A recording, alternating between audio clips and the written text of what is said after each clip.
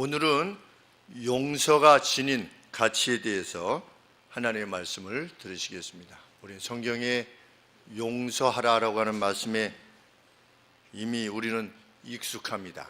가장 대표적인 말씀을 꼽으라면 베드로가 주님한테 어떤 사람이 나를 대적하는데 내가 몇 번 용서해 주면 되겠습니까? 이렇게 했을 때 보통 랍비들은 3번까지 용서해 주면 그 다음에는 용서 안 해도 된다 그랬는데 베드로가 조금 더 써서 7번 용서하면 되겠습니까? 아유 대단하다 베드로야 이렇게 하실 줄 알고 여쭈는데 예수님께서 말씀하셨지요. 70번씩 7번이라도 할지니라 이렇게 말씀하셨습니다. 그리고 바로 그 베드로에게 그 말씀을 하신 다음에 1만 달란트 빚졌던 어떤 사람에 대한 비유를 통해서 우리의 용서가 내가 용서할 수 있고 없고 할 수 있는 그러한 어떤 주도권이 있는 것이 아니라 우리는 은혜를 입은 자로서 용서할 수밖에 없는 자라는 사실을 또 명백하게 말씀해 주셨습니다. 하나님의 사람은 용서할 수밖에 없는 사람이다. 누구를? 이웃의 동관을, 같은 동료를 용서할 수밖에 없는 사람들이다. 그것이 성경이 정의지요. 제가 아동부에게 물었습니다. 나는 보기 싫은 사람이 한 사람도 없다. 손 들어보세요. 그랬더니 손을 든 아동들이 소율이, 하율이 누가 한 명 들었는데 세 명이 손을 들고 나머지는 이렇게. 그래서 제가 다시 물었습니다. 나는 보기 싫은 사람이 딱 한 명 있다. 딱 한 명 있는 사람 손 들어보라 그러니까. 그러더니 2명인 사람, 한 명인 사람은 손 들라고 했더니 수인이가 들었다가 내리면서 한 명이 아니지 그러면서 자기는 2명이라는 거예요. 이게 참 순수합니다. 이렇게 우리 자녀들이. 그래서 제가 보기 싫은 사람을 남겨두면 하나님의 사람일 수 없다 제가 그랬습니다. 우리는 용서할 수밖에 없는 사람들이다. 누가복음에서도 누가복음 17장 4절 말씀에도 물었죠. 어떤 사람이 죄를 범하는데 어떤 사람이 죄를 범하면 꾸짖고 우리가 꾸짖는 것이 필요합니다. 어떤 사람이 죄를 범하면 꾸짖는 거하고 복수하는 거하고는 다른 거지요. 어떤 사람이 죄를 범하면 우리가 면전에서 직접 1대1로 꾸짖어야 됩니다. 뒤에서 말하는 것이 아니라 우리 하나님을 섬기는 사람은 뒷말하지 않는 사람입니다. 뒤에서 누가 이렇대 라고 말하지 않는 것이 아니라 누가 명백하게 죄를 지었으면 직접 말하는 것이죠. 왜? 사랑할 수 있는 사람만이 직접 말할 수 있기 때문에. 그래서 꾸짖었는데 그가 돌이키면 그를 용서하고 만일 그가 하루에 7번이나 나를 대적하여 죄를 지을 때 앞선 내용은 일반의 죄입니다. 그런데 뒤의 내용은 나를 대적하는 겁니다. 직접 내게 해로움을 주는 겁니다. 그런데 하루에 7번이나 죄를 범하는 겁니다. 그리고 돌아와서 뭐라고 하냐면 나 회개한다 이렇게 말하는 거예요. 하루에. 예수님 뭐라고 말씀하셨습니까? 그가 하루에 7번이나 나를 대적하여 죄를 범한 뒤에 돌아와서 내가 돌아선다 라고 말한다면 그를 용서해 주라.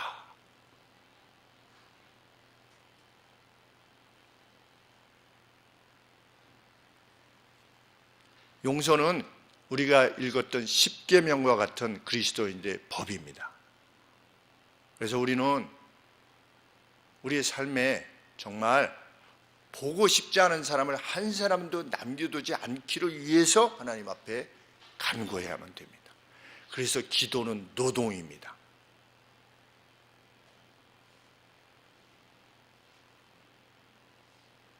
기도할 때 그 사람의 이름을 거론하는 것조차도 기분 나쁜 사람들이 있을 수 있습니다.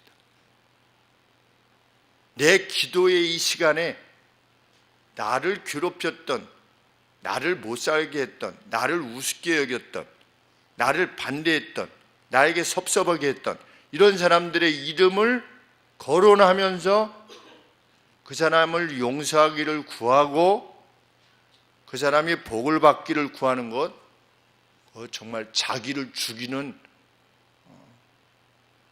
작업입니다. 그래서 기도를 노동이라 하지 않습니까? 왜? 기도야말로 철저히 자기 부정을 위한, 자기를 거절하기 위한 투쟁의 장소이기 때문입니다. 우리는 그 어떤 것을 위해서 투쟁하는 것이 아니라 용서하고 싶어 하지 않는 자기와 투쟁해야 됩니다.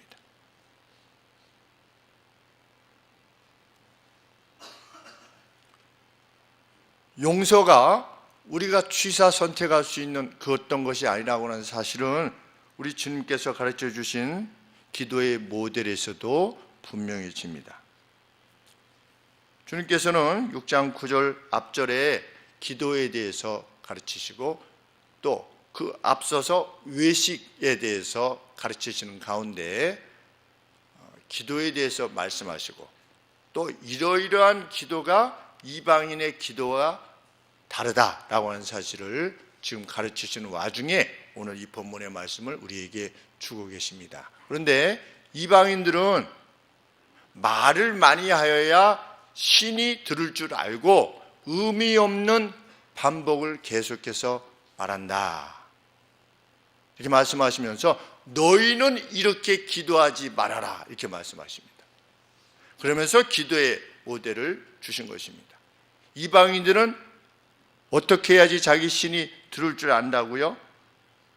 우리 7절 말씀에 보면 이방인과 같이 중언 부언 의미 없는 말의 반복, 수리수리 마수리 수리수리 마수리, 가령 1000번 한 사람보다 3000번 하는 사람에게 더 효용이 있다라고 생각하는 것, 그래서 무엇인가를 그 신으로부터 타내기를 원하는, 그래서 신이 모를까봐 내가 무엇을 원하는지를 가르쳐주는 방식으로 기도하지 말라.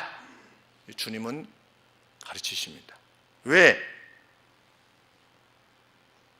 8절 말씀에 저희를 본받지 말라. 구하기 전에 너희에게 있어야 할 것이 무엇인지 하나님 너희 아버지께서 이미 아시기 때문이다. 그러니까 기도란 결코 무엇이 아니다. 하나님을 설득한다든지 하나님 앞에 무엇을 가르쳐준다든지 아니면 강요한다든지 해서 무엇을 타내는 과정이 기도일 수 없다. 왜? 하나님은 우리에게 필요한 것을 이미 다 알고 계시기 때문에. 그러면 그 제자들의 기도가 길었을까요? 짧았을까요? 예수님의 기도가 길었습니까? 짧았습니까? 예수님의 기도가 길었습니다. 그렇죠? 예수님이 말씀하시고자 하는 것은 기도의 양에 대한 언급이 아니라 기도가 도대체 무엇인가 하는 그 내용, 그 정체성에 대해서 말씀하고 계시는 거죠. 기도는 무엇을 타내는 과정이 아니다. 왜? 하늘 아버지이신 너희 하나님께서는 이미 너희의 필요를 알고 계시다. 이게 무슨 뜻입니까? 무엇을 아느냐 모르냐 이런 차원이 아니라 아버지인 제가 아들을 안다, 아들의 필요가 무엇인가를 안다라고 했을 때 그것은 단순히 지식적으로 아는 것만을 말하는 것이 아니라 온 관심이 거기 가 있다는 뜻이지요. 그리고 그것을 이루고자 하는 의지도 있다는 것이며 무엇이 필요한지 정확하게 더 잘 안다는 거죠. 아들보다 딸보다. 그것이 안다라는 뜻이지요. 예수님은 기도란 무엇을 이렇게 지성을 들여서 하나님으로부터 얻어내는 것이 결코 아니다 라고 하는 것을 가르치시면서 너희는 이렇게 기도하라 이렇게 말씀하십니다. 그 가운데 용서에 대한 내용이 나오는 것입니다. 주님의 말씀에 의하면 기도란 일종의 경배의 행위입니다. 무엇을 타내는 것이 아니라 경배의 행위입니다. 왜? 너희는 이렇게 기도하라. 하늘에 계신 우리 아버지여, 당신의 이름이 높임 받으시옵소서.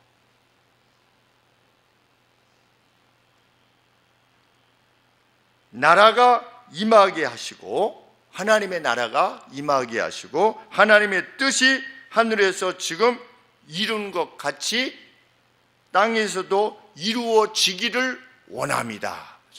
그러면 하나님의 나라는 뭡니까? 하나님의 나라가 뭐지요? 천국이지요.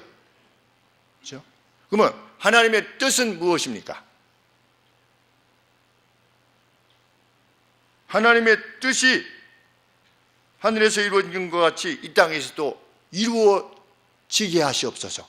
그러면 하나님의 뜻은 무엇입니까?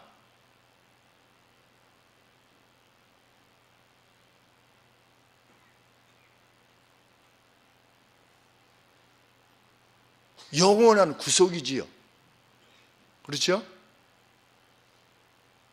하나님은 무엇을 약속하셨습니까? 하나님의 나라가 도래했고 완성을 향해서 나아가고 있다. 그렇게 말씀하셨고, 하나님의 뜻은 그 나라에 구속받은 백성들로 잔치를 벌이는 것이다. 언제? 주님의 도래하시는 날. 그래서 기도란 무엇이다? 하나님의 이름이 영광 받으시옵소서. 하나님이 말씀하신 하나님의 나라가 이 땅에 이루어지기를, 하나님의 영원한 뜻이신 영원한 구속이 이 땅에 이루어지게 하시기를. 이게 뭡니까? 이게 경배입니다. 기도란 경배인 거지요. 누군가 그렇게 기도한다고 하는 것은 그 하나님의 약속을 내가 진실로 믿는다는 겁니다. 우리가 주일을 지키는 이유가 무엇입니까? 누가 주일을 지킵니까? 주님이 주일날 부활하셨음을 믿는 이들이 주일을 지키는 겁니다. 2세기 초에 교부가, 처치 파더가 주일을 지키지 않는 자는 그리스도인이 아니다 이렇게 말했듯이, 그리스도인은 주님의 부활을 기념하여 주일날 하나님 옆에 경배를 하는 것입니다. 찬양과 영광을 하나님 옆에 돌리는 것입니다. 주일은 그냥 일상의 날 중에 하나가 아닌 것이지요. 모든 날이 주님의 날이다. 맞는 말씀이지만 주일을 지키지 않는 자는, 주일을 우습게 여기는 자는, 세상 일로 주일을 빼앗기는 자는 그리스도인이 아니다고 했던 교부들의 언급을 우리가 반드시 기억해야 될 것입니다. 그것처럼, 그래서 우리가 주일을 지키는 것, 주일에 주님의 부활을 기념하여서 그걸 함께 축하하고, 우리도 그날 주님이 그랬던 것처럼 부활할 것이라는 것을 믿는, 하나님의 약속을 믿는 자로서 경배할 때 하나님의 이름이 높임 받으시는 것입니다.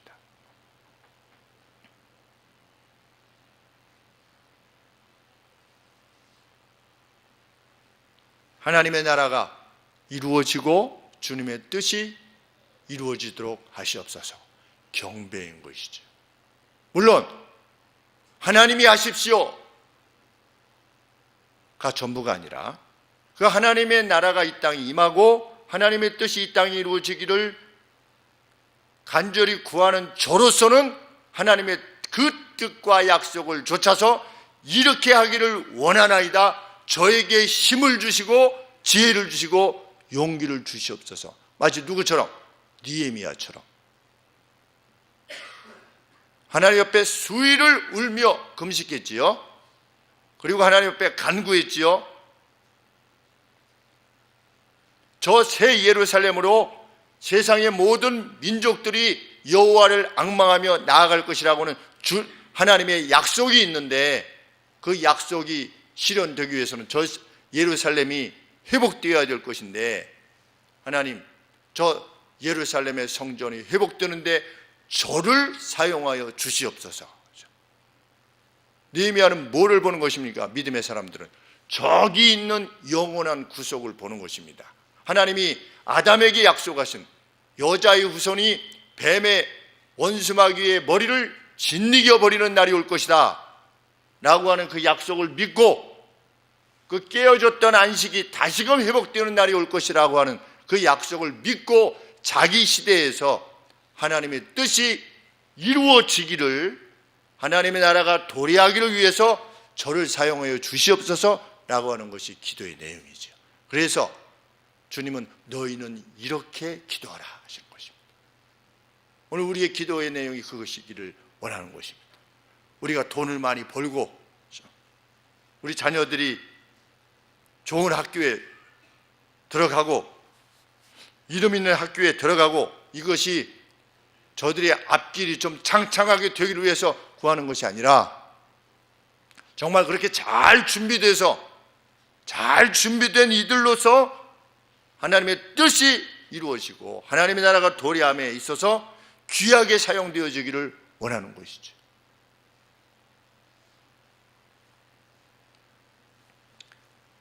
그렇게 하나님께 소원을 아뢰는 성도는 무엇이라 기도해라. 오늘날 우리에게 일용할 양식을 주옵시고, 데일리 브레드라고 그러는데, 여기서 일용할 양식이라고 하는 것은 도래하는 날을 위한 양식을 말합니다. 브레드, 도래하는 날을 위한 양식. 도래하는 날, 뭐가 도래합니까? 우리에게 뭐가 도래하고 있지요? 그 나라가, 그 잔치가 도래하고 있는 겁니다. 앞서서 예수님께서 너희는 무엇을 먹을까 마실까 입을까를 걱정하지 말아라, 이런 것들은 기도하지도 말아라.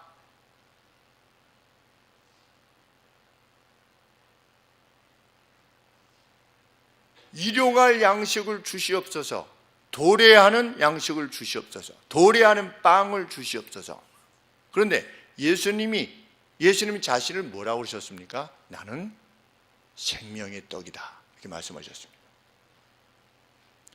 도래하는 날들을 위한 떡을 주시옵소서, 영적 양식을 주시옵소서, 먹으면 영생하는 빵을 주시옵소서. 하나님의 나라가 도래하게 하여 주시옵소서, 종말론적인 기도지요. 그렇죠? 일용할 양식, 이것도 마찬가지인 것입니다.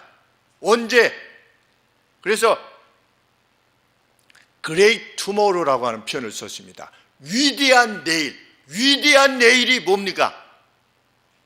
마지막 주님이 오시는 날이지요, 우리에게. 도래하는 날을 위한, 그 위대한 날을 위한 브레드를 주시옵소서, 떡을 주시옵소서, 먹으면 영생하는 떡을 주시옵소서. 언제? 그날에.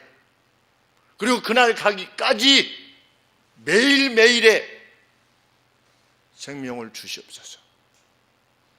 먹지 않으면 영혼이 말라버리기 때문에, 설교 말씀 듣지 않으면, 하나님 말씀 읽지 않으면, 사람이 먹지 않으면 당연히 마르게 되어 있지요. 제가 마른 것도 먹지 못해서 마르는 것이죠. 먹히질 않으니까. 뭘 먹고 싶다라고 하는 생각이 들어본 적이 20살 이상으로는 거의 없는 것 같아요. 우리 박상우 집사님이 갖다 주시는 누룽지는 제가 참 좋아합니다. 네. 육신도 안 먹으면 마릅니다. 영혼도 먹지 않으면 말하게 되어 있고 가라게 되어 있습니다. 너희는 이렇게 기도해라. 내일을 위한 양식을 주시옵소서. 하나님, 이 생명의 떡은 오늘도 먹고 내일도 먹고 모레도 먹고 그러다가 위대한 미래, 그날의 주님의 잔치에 함께 먹게 되는 것이죠. 성경 그것을 생명나무의 과실이라 이렇게 표현하지 않습니까? 생명나무로부터 먹게 되는 그 표현은 무슨 표현입니까? 영원히 죽지 아니하는 나라, 그 나라에 우리가 거하게 될 것이지. 그래서 그렇게 기도해라. 뭘 주십시오.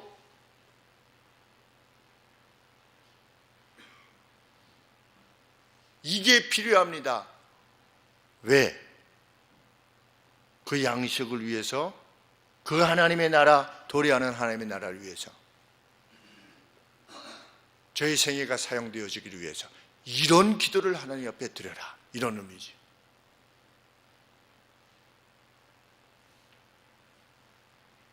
이렇게 하나님의 나라의 도래와 영생을 위한 떡이라고 하는 종말론적인 소원 가운데 우리가 이 용서를 언급하게 되는 것입니다. 우리가 우리에게 죄 지은 자를 사하여 준 것 같이 우리의 죄를 사하여 주시옵소서. 그러면 여기서 말하는 우리의 죄는 무슨 죄입니까? 어디에서의 죄지요? 우리가 심판대 앞에 서게 될 때에 죄인으로 서지 않게 하여 주시옵소서 라고 구하는 것입니다. 위대한 미래에 그날에 죄인으로 서지 않게 하여 주시옵소서, 우리의 죄를 사하여 주시옵소서.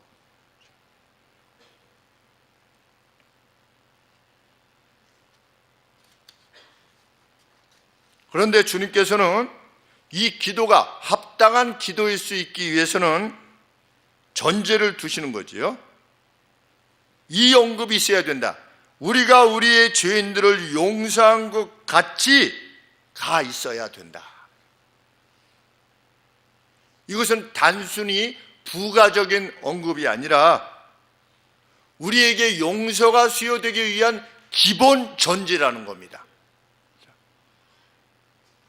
마지막 날 우리가 하나님 앞에 설 때 죄인으로 서지 않는 사람은, 죄 용서함을 받은 자로서 설 사람은 자기에게 지은 죄를 용서해 주는 사람이어야 된다는 거죠.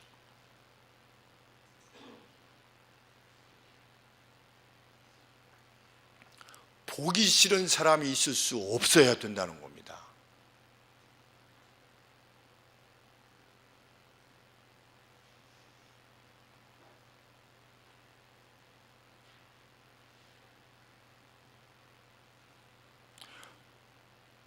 그래도 저희들 가운데 보기 싫어하는 사람이 한 사람도 없으실 분이 또 몇몇 분은 제가 계신 것 같아요. 이렇게 뵀을 때, 아, 저분은 그 누구도 보기 싫어하지 않으시겠구나.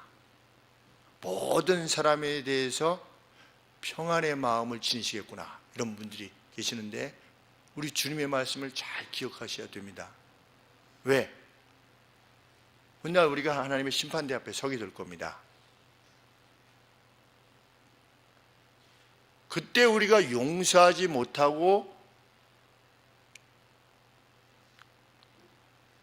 그냥 놓아두고 우리가 떠난 경우가 된다면 주님이 우리에게 반드시 물으실 것입니다. 내가 2018년 1월 28일 날 김 목사를 통해서 분명히 너희들에게 언급했다. 뭐라고? 용서한 사람이 용서받을 수 있다라고 분명히 강단에서 외치도록 했다. 너는 그런데 왜 죽을 때까지, 숨이 넘어갈 때까지 용서하지 않고 왔느냐? 라고 물으시게 될 날이 있다는 것을 우리가 반드시 가정하며 오늘을 살아야 됩니다. 그것이 우리의 믿음입니다. 그날이 있다는 것을 믿는 거죠. 왜? 성경 말씀은 무오한, 오류가 없는 하나님의 말씀이기 때문에 하나님께서 영감시키신, 감동시키신, 인스파이어드 하신, 그렇죠? 그리고 조명해 주신 하늘의 계시의 말씀이라 우리가 믿기 때문에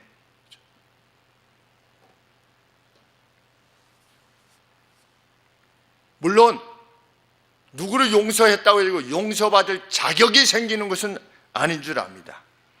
그러나 하나님께서 분명히 하시고자 하는 것은 다른 이들을 용서하고자 하는 의지를 지니지 않는 이들에게 용서가 결코 수여되지 않을 것이다.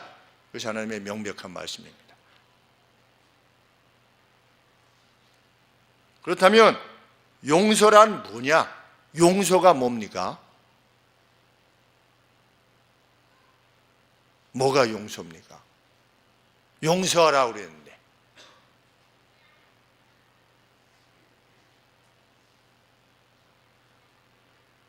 뭐가 용서지요? 용서에 대한 정의를 한번 내려보셨으면 좋겠습니다. 왜냐하면 용서하라고 하셨으니까. 용서하지 않으면 너도 용서받지 못한다 이렇게 말씀하셨으니까 그러면 용서한다는 게 도대체 뭐냐? 뭐가 용서일까요?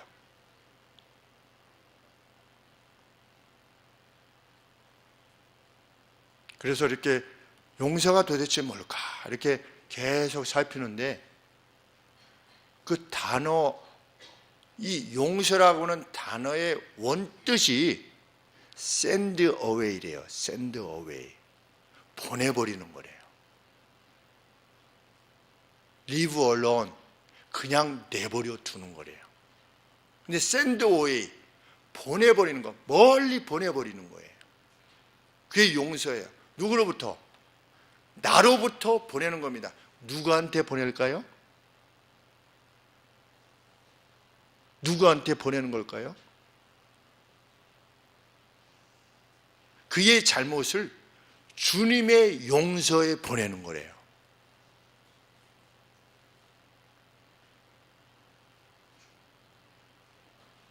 주님께서 결정하시도록 주님에게로 그를 send away 해. 그것이 용서래요. 그러면 보내버리면 우리에게 남는 건 뭡니까? 평강이어야 됩니다. 그러면 그 누군가로 인하여 내 마음에 평강이 없다면 그것은 무엇입니까? 보내버리지 않은 것입니다. 그래서 내 마음이 그것이 계속해서 내 마음을 괴롭게 하는 것이고 누구에 대해서 불만을 가지게 되는 것이고 누구에 대해서 섭섭함을 가지게 되는 것입니다. 섭섭함도 보내버려야 되는 것입니다. 섭섭함도 분노의 일종입니다.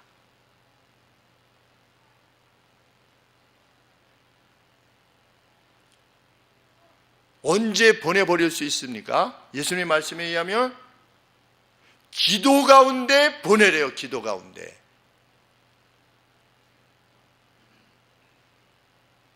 기도 가운데 이런 몸부림이 있을 때 그게 진짜 경건이라는 거지요. 비밀리에 성경에 계속 은밀하게, 그렇죠? 구제도 은밀하게, 이 은밀하게 왜? 하나님만이 인식할 수 있도록. 그렇죠?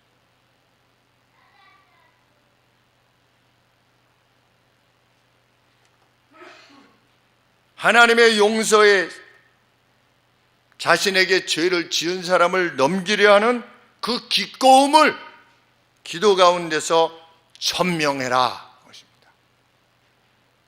누구에게? 하나님 앞에. 하나님, 저는 이 사람의 죄를 주님의 용서에 맡기고자 합니다 라고 내가 분투하고 있음을 기도 가운데 하나님 앞에 천명하래요. 그게 진짜 기도래요.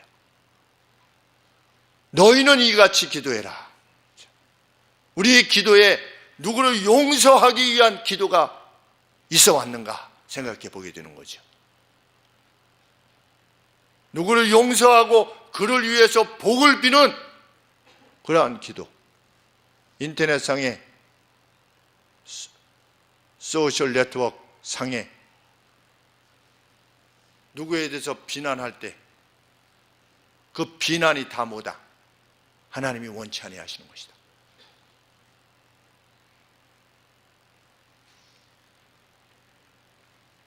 자신으로서는 자기 죄를 회상하며, 누구의 죄를 회상해야 됩니까?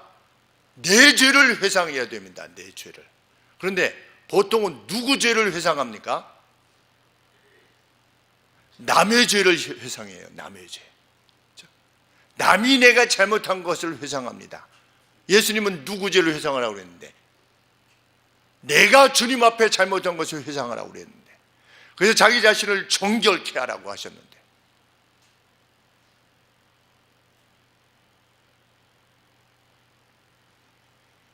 주님은 이런 용서의 의로움이 골방의 기도 가운데서 실현되도록 해라. 그 사람이 진짜 내 백성이다, 내 자녀고. 왜? 예수님이 그러셨으니까.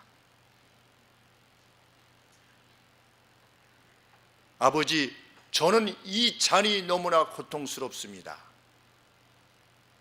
그러나 아버지의 뜻대로 하시옵소서. 저는 저 사람을 용서하기가 너무 어렵습니다. 그러나 아버지의 뜻대로 이루어 주시옵소서. 그리고 나서 십자가에 달리시면서 예수님이 뭐라고 말씀하시는 것입니까? 저들의 죄를 사하여 주시옵소서. 그 기도가 있었기에 그것이 가능한 것입니다. 저들은 저들의 죄가 무엇인지 알지 못하기 때문입니다. 죄를 짓는 죄인은 자신들의 죄에 대해서 알지 못합니다. 맞습니까? 자기들이 짓는 죄가 자신에게 초래할 그 해악과 저주가 얼마나 큰 것인가를 만일 안다면 죄를 짓지 못하겠지요. 그런데 죄의 그 해악을 알지 못하기 때문에 죄를 짓는 것이지요. 그런데 예수님은 그러한 죄인에 대해서 뭐라고 말씀하십니까? 저들의 죄를 사하여 주시옵소서. 그러면 저들이 용서를 구했습니까? 예수님을 십자가에 못 박으러 간 사람들이 우리가 잘못했으니까 우리가 잘못했네요, 빨리 내려오게 해주세요, 이렇게 했습니까? 안 했습니다. 죄에 대한 용서 구함이 선행되지 않았습니다. 그런데도 주님은 용서하기로 결정하셨습니다. 하나님의 사람은 용서하기로 결정하는 사람입니다. 상대가 잘못했다고 하건 하지 않건 내 마음으로는 용서하기로 결정하고 주님께로 보내는 것입니다. 그래서 만일 그가 지극한 악인이라면 주님께서 손보실 것이고 맴매하실 것이고, 그가 또 하나님의 그 맴매 가운데 돌이키길 원한다면 주님께서 또 그를 받으실 것입니다. 이것이 그리스도의 삶의 내용이다. 그리스도인들의.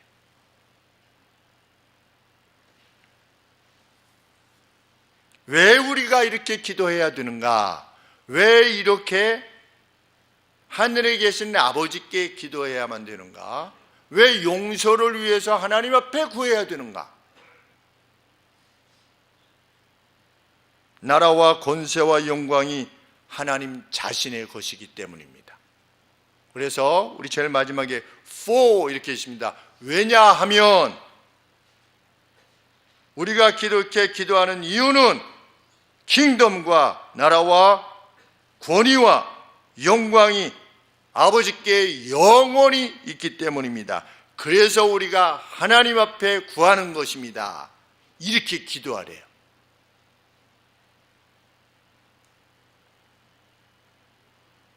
하나님만이 그 뜻이 이루어지도록 하시고 영원한 만나를 주시고 이를 위해 영원한 용서를 허락하시는 분이시기 때문에 우리가 하나님 앞에 이렇게 기도하라는 겁니다.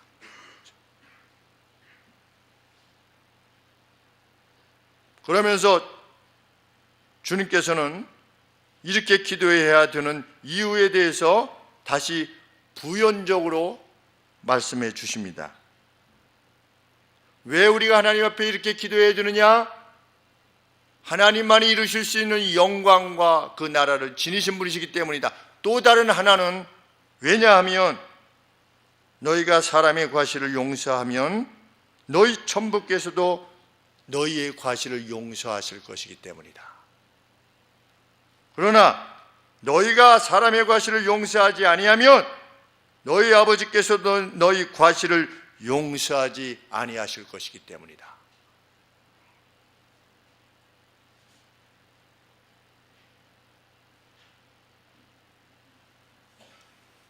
누가 주 기도문을 행할 수 있는 권리가 있느냐?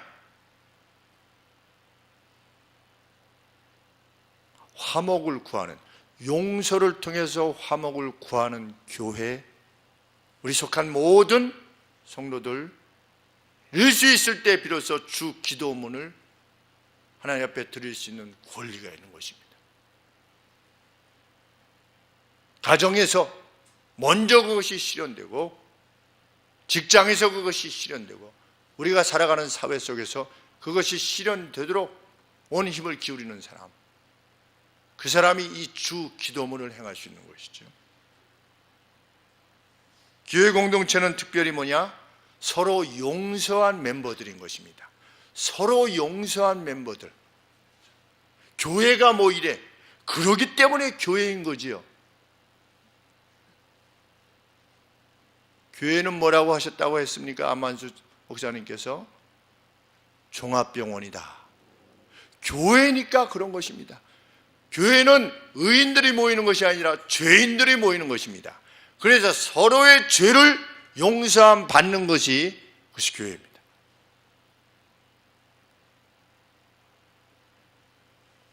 용서하지 않는 자는 천국에 없습니다. 그것이 성경의 가르침입니다.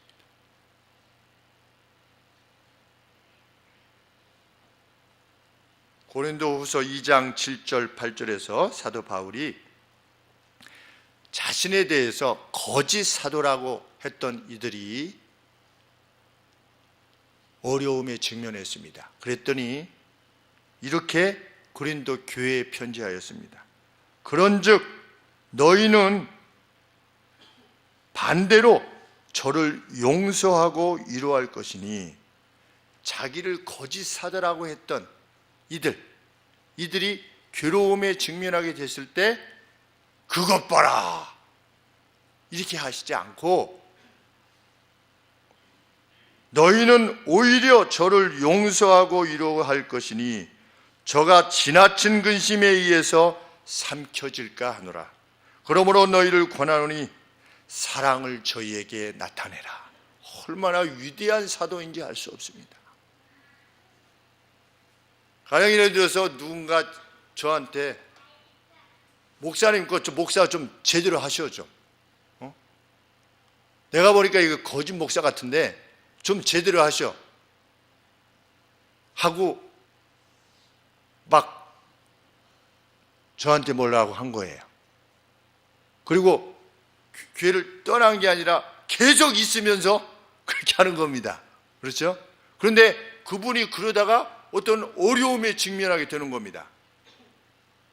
그러면 다른 사람들이 아이고 이게 참 바른 말씀에 대해서 이렇게 한 것에 대해서 하나님께서 이렇게 사랑의 맹매를 하시는구나 이렇게 생각할 때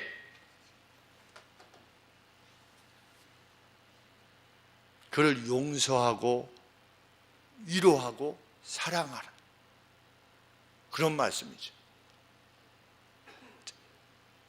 그가 잘못했다고 하지 않았음에도 그렇게 해라.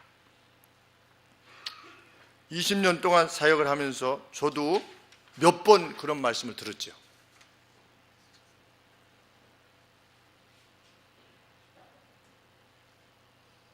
제가 새벽에 기도할 때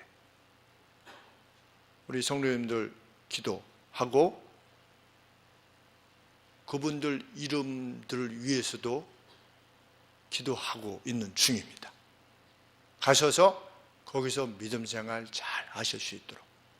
그래서 여기서 주님의 온전한 말씀의 선포에 대해서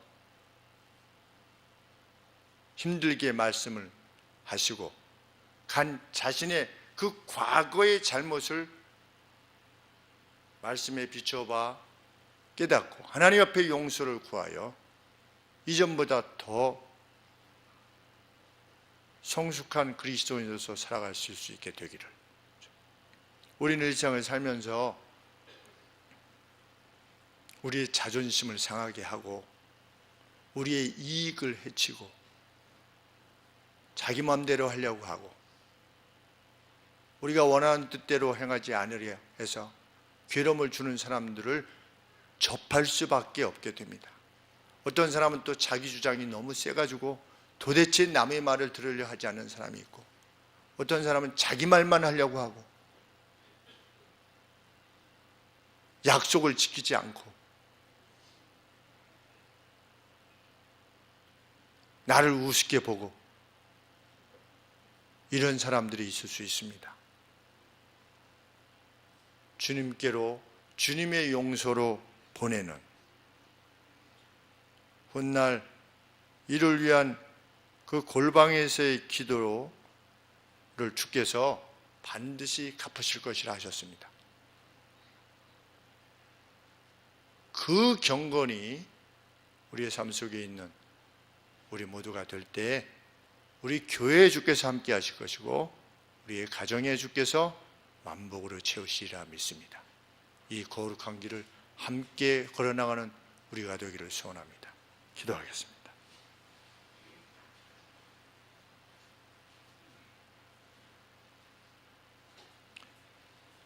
우리를 지어내신 창조주의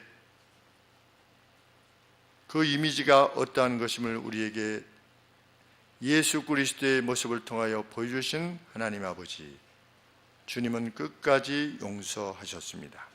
주님은 의인이 아닌 죄인을 위해 오셨으며 건강한 자가 아닌 병든 자를 위해서 오셨다고 하셨습니다.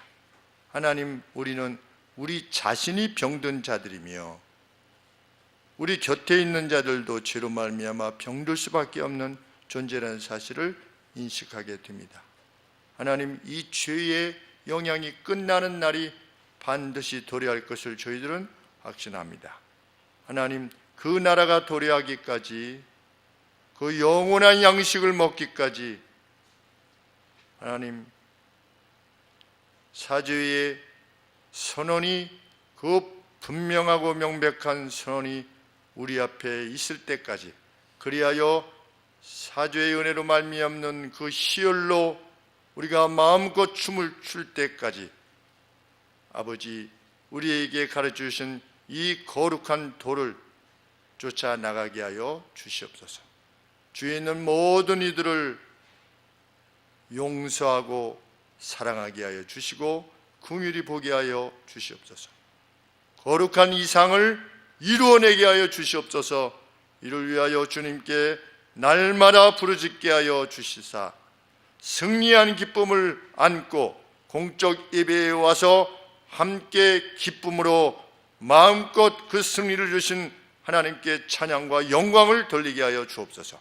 하나님, 이 나라를 특별히 불쌍히 여겨주시고 좌와 우가 나누어져서 아버지와 세대 간이 나누어져서 서로를 질시하고 아버지여 그 갈등 가운데 사회가 사분오열되어 있는 이 어려운 때에 직면하게 되었습니다. 하나님, 믿는 이들이 사랑의 전령들이 되게 하여 주시옵소서. 아버지여, 다시금 주의 뜻대로 주의 뜻이 실현되어 나가는 이 나라가 될 수 있도록 우리의 삶의 현장에서 온 힘을 다하며 이를 위해 간구하는 저희들 되게 하여 주시옵소서. 예수님의 거룩하신 이름 의지하여서 간절히 기도합니다. 아멘.